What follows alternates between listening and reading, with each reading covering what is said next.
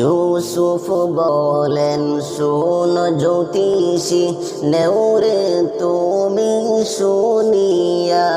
ইউসুফ বলেন শোন জ্যোতিষী নেউরে তুমি জানিয়া।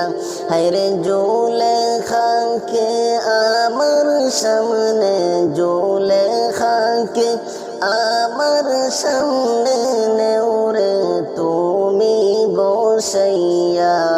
লা ইলাহা ইল্লাল্লাহ, লা ইলাহা ইল্লাল্লাহ, লা ইলাহা ইল্লাল্লাহ, লা ইলাহা ইল্লাল্লাহ।